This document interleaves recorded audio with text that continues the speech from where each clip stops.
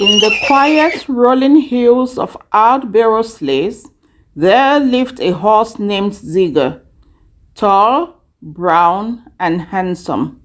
Zigar had been sold to this distant farm many years ago. Despite the passage of time and his renowned and enviable status of the muscular horse that won race after race, his heart still held deep memories of his mother and the family he had been separated from. He shared the farm with many other horses, old and young, but he always felt like a part of him was missing. Ah, yet another boring day. Just then, Zigar heard an impressively energetic gallop closing in. She didn't even seem like a stranger there, and Zigar took an instant liking to her.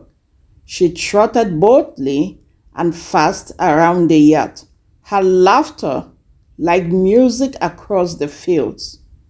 That is, before her halos. They quickly became inseparable, visiting each other's farms and racing through the majestic mountains surrounding Outbarrow-Slays. They enjoyed garden walks in each other's company and watched the sunsets together. Zigar also trained Pemba on how to run and jump obstacle courses, and she was a quick learner. He had never met any horse like Pemba before. What better horse to accompany him to all his scheduled races? One evening, Zigar's entire family sat out to dinner. Zigar stood off in a distance, worried. He had not seen Pemba for 2 weeks now.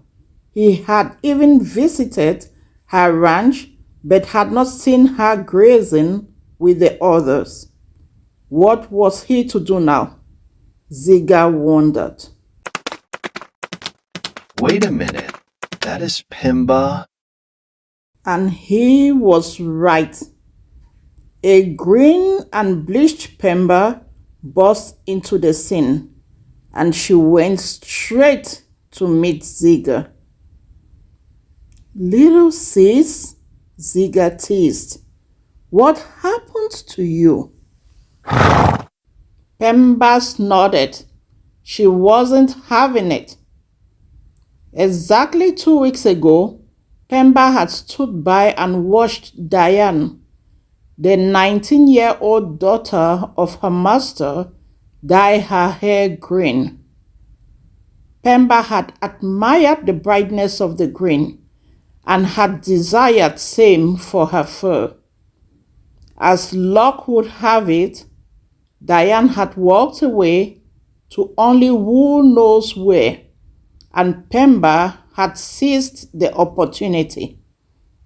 For some reason, Diane had really disliked sharing her dye with Pemba and had imposed an entire week-long timeout on Pemba.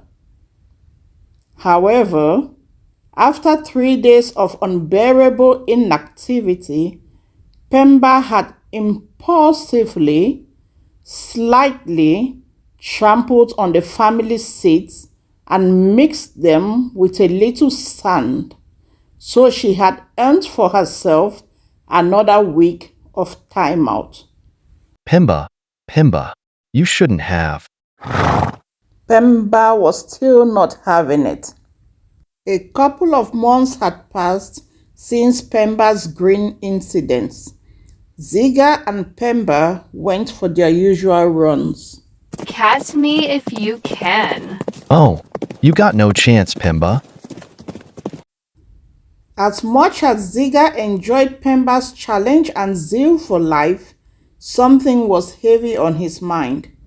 Zigar had wanted nothing more than to take the tedious trip back home to see his mother. So he stopped to ask Pemba if she would go with him. And Pemba, without an iota of hesitation, agreed to the trip.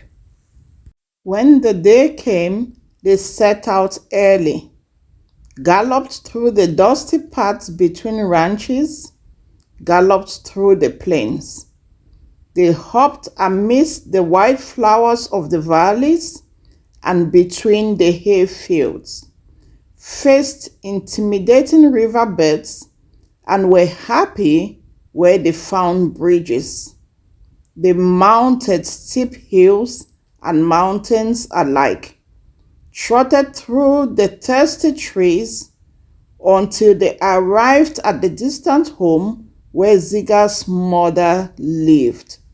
The air was wet and cool, and the landscapes around them was vast and wild. As they approached the small farm where the mare stayed, something unexpected happened. Mama! Mama!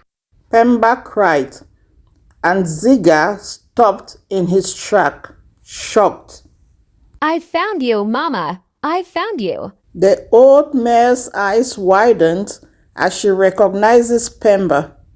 She nuzzles her daughter tenderly, then turns her gaze to Zigar. Zigar, my son, it's been so long. I never thought I'd see both of you again. In that moment, the truth unraveled. Zigar and Pemba, who had felt an unexplainable connection since the day they met, were siblings all along. Separated as foes, they had found each other in the most unexpected way. They spent the next few days in the mountains with their mother, sharing stories, laughter, and tears. Zigar's heart, which had long been searching for something, finally found what it needed: family. They all discovered that the bond of family could cross even the greatest distances. The long road had led them not just to each other, but to a future filled with hope, love, and new adventures yet to come.